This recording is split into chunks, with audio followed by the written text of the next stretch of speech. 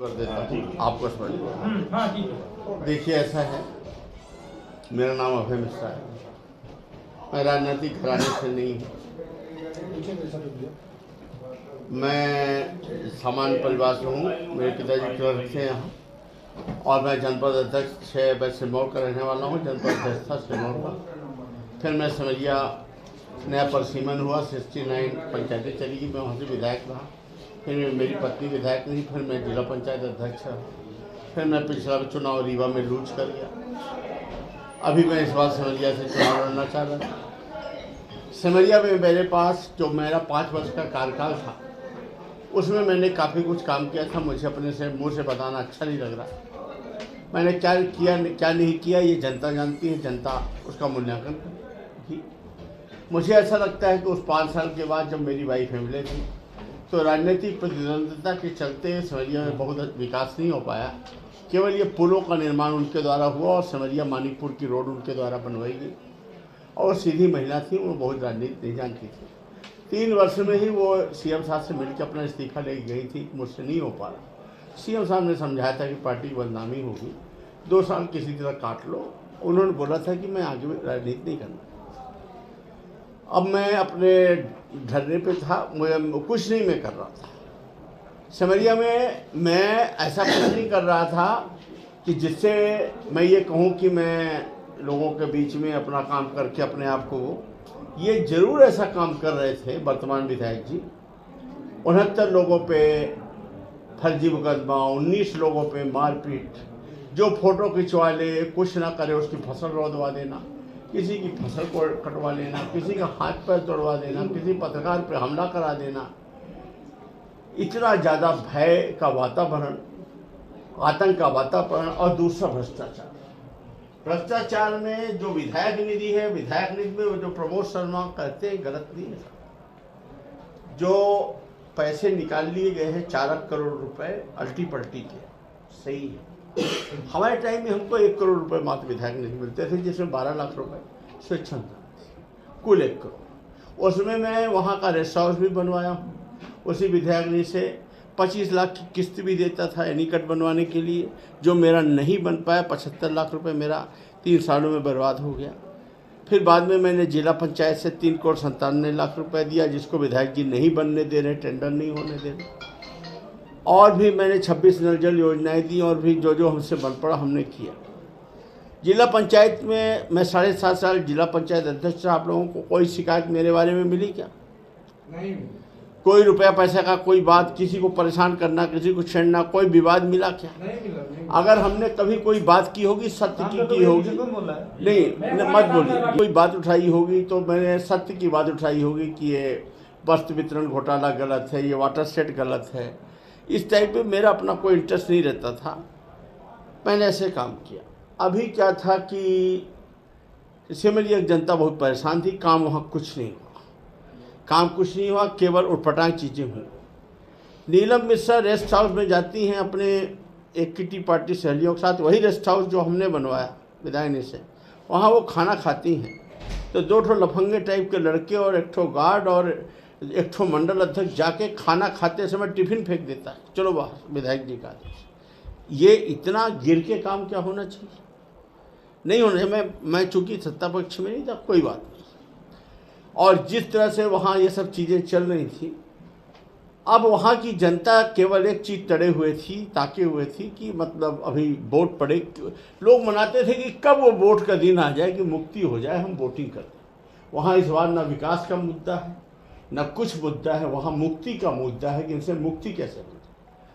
जब सर्वे आया, ये सब चीज़ें हुई, मुझे कमलनाथ जी ने बता दिया था कि तुम्हारा सर्वे बिंद में सबसे अच्छा है, तुम जीत रहे हो। नहीं गया था अंदर की बात। तो मैंने 4-5 दिन में, मैं इसके लिए तैयार नहीं था कि जो सिमरिया में जितना प्रताड़ना हो रही उसका एक भागीदार मैं भी बनूं, और मैं पार्टी में रह के फिर वोट मांगूं उसी काम के लिए।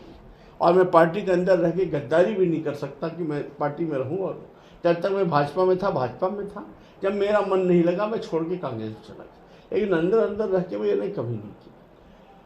मैंने इनको बताया। फिर मैं कमलनाथ जी से मिला। कमलनाथ जी पहले तो नाराज़ थे कि भाई जब तुमको बता दिया तो तुमने ऐसी हरकत क्यों की। फिर इसके बाद जब मैंने उन्हें समझाया कि साहब ये गुस्सा मत करिए, ये ठंडे बुद्ध से करिए, आप हमें दंड आगे पीछे भी दे लेंगे, मैं आपसे गलती स्वीकार करता हूँ, क्षमा मांगता हूँ, आप मुझे एक बार अभयदान दीजिए, क्षमा दीजिए, और नहीं तो ये सीट चली जाएगी। और सिमरिया के लोगों का सोचिए, आप मध्य प्रदेश के मुख्यमंत्री बनने जा रहे हैं। उन्होंने काफ़ी सोच विचार करने के बाद तब उन्होंने हमको कहा कि पहले तुम इस्तीफा देकर तब बात करेंगे। ये नहीं कहा कि मैं टिकट दूंगा। मैंने उनके भरोसे में, उनको आप देखिए, मैंने तुरंत इस्तीफा दिया, उन्होंने अगले दिन मेरी टिकट कर दी, क्योंकि मेरा सर्वे वगैरह बहुत अच्छा था और उनको यकीन है कि मैं चुनाव जीत के आऊँगा, और मैं चुनाव जीत के आऊँगा। क्या माना जाए सिमरिया की जनता से जब मैं पूछा, जब मैं भाजपा में था, वो कांग्रेस में था, तो 10 में से 9 आदमी कहता था कि अभय मिश्रा। जब मैं भाजपा में गया धीरू भैया, तो 10 में से 5 कहने लगा। तो हमने पूछा कि बात क्या हो गई, तो बोले कि ऐसा। तो हमने कहा जब मैं मूल समस्या ही दूर किए दे रहा हूँ, भाई दोनों तो लड़ेंगे नहीं, हम लड़ेंगे या वर्तमान विधायक लड़ेंगे। जब वो नहीं लड़ेंगे तो आपको क्या दिक्कत है? तो बोलते तो फिर हम आपको वोट ही काहे को देंगे जब हमारी समस्या दूर हो गई। हमको तो भारत पाकिस्तान का मैच देखना है, वो जो पैसा कमाया हुआ रखा है वो भी तो खर्चा कराना है। और वहाँ पर जो वातावरण है कि कांग्रेस से आप लड़ो तभी वोट देंगे, मैंने बताया, बीजेपी में भी बताया था और यहाँ भी बताया। और अब मैंने ज्वाइन कर लिया है, मेरा पूरा देखिए 20 साल हो गए। सीएम साहब को भी हुए, लक्ष्मी लाडली योजना चली, बच्ची पैदा हुई, उसकी भी बच्ची पैदा हो गई, क्या बदला? फिर वही योजना, फिर वही चिल्लर, फिर ये लोग, फिर ये बहना, फिर जिंदा रहो, ना मरो ना मोटाओ, वोट भर देते चलो। किसी को रोजगार मिला क्या? किसी को अपने पैरों में खड़े होने को मिला? जबकि एक ही पार्टी की सत्ता, डबल इंजन सरकार, एक ही व्यक्ति मुख्यमंत्री। और मुझे तो सबसे बड़ा धोखा ये हुआ, मुझे सोचना चाहिए कि हे भगवान, एक ही व्यक्ति 3 पंचवर्षीय लगातार मुख्यमंत्री हैं, और एक ही व्यक्ति सिगरौली जो आर्थिक राजधानी है, जो पैसे का मूल केंद्र है, वहाँ के प्रभारी मंत्री हैं। तो इनके अंदर के संबंध इतना जल्दी कैसे टूट जाएंगे? इसको मुझे जरूर सोचना चाहिए था, वहाँ मेरा ध्यान नहीं गया, वो मुझसे गलती हुई। अभय मिश्रा जी अब कांग्रेस में है, सिमरिया के उम्मीदवार हैं, रीवा जिले की 8 सीट को कैसे देखते हैं? मैं 8 सीटों को ऐसा देखता हूँ, मैं बहुत स्पष्टवादी आदमी हूँ, और मुझे इस बात की परवाह नहीं रहती कि मेरी कौन सी बात किसको पसंद है। रीवा की 8 सीट को मैं ऐसा देखता हूँ कि जब राजेंद्र शुक्ला जी पहले चुनाव लड़ते थे तो 60,000 70,000 वोटों से। फिर इसके बाद जब मैं चुनाव लड़ा तो लोगों ने मजाक माना कि ये तो पागलपन का एक सुर्रा है, संभव ही नहीं। फिर जब मैं 53,000 वो हुआ, 16,000 के अंदर से हारा, तब लोगों को झटका लगा कि अरे यार चूक गए, अगर मजाक में न लिए होते तो आदमी तो जीत जाता। हमारे पार्टी के अंदर भी थोड़ा भीतरघात हुआ था, उनको भी लगा। मैं कहा करता था कि ये मौका आया है, इसको यूज कर लो, बाद में ढूंढोगे कि अभय मिश्रा मिल जाए बड़ा मुश्किल जाएगा। मैं ये भी कहा करता था कि अभय मिश्रा बनना है तो तुम बन सकते हो युवाओं, अगर तुम्हें राजेंद्र शुक्ला बनना है तो तुम्हारे पिता को भैयालाल शुक्ला बनना पड़ेगा। आपको याद है, पहले पैदा होना पड़ेगा तब होगा। उस समय वो जो गैप कम हुआ, उस गैप का परिणाम ये रहा कि लोगों के दिमाग में ये था कि ये 16,000 से अगर ताकत लगाएंगे तो हो सकता है। सब ने मिल के एकता का परिचय दिया, 12,000 से हार गए। अब सबको मालूम है ये हारे हराए बैठे हैं। अगर कांग्रेस पार्टी में एकता हो गई और हम सब ने मिल के वो कर लिया तो रीवा विधानसभा सीट चली जाएगी। यहाँ पर ये कंक्रीट रोड और ये सब कुछ नहीं है। ये रीवा की जनता है, वो ये देख रही कि तुम कमाए कितना, उसको एक पाई का हिसाब लगाए है, उसको ये कम दिख रहा है कि तुम क्या बनाए, उसको ये दिख रहा है कि तुम खींचे कितना। तो एक तो ये है रीवा की सीट। वहाँ पर एक दिक्कत थी, वहाँ पर मेरी इमेज को वैसा मानते थे कि राजेंद्र शुक्ला जी बड़े सोफिस्टिकेटेड शांत, और मेरे बारे में एक दुष्प्रचार था। वहाँ फेस से फेस लड़ेगा। मैंने अपने बाबा भाई को यही बोला कि तुम मत लड़ो मेरे भाई, वहाँ फेस में तुम कंपेरिजन नहीं करोगे, वहाँ एक उसी तरह का फेस चाहिए। राजेंद्र शर्मा वो फेस है, बाकी हम लोग ताकत।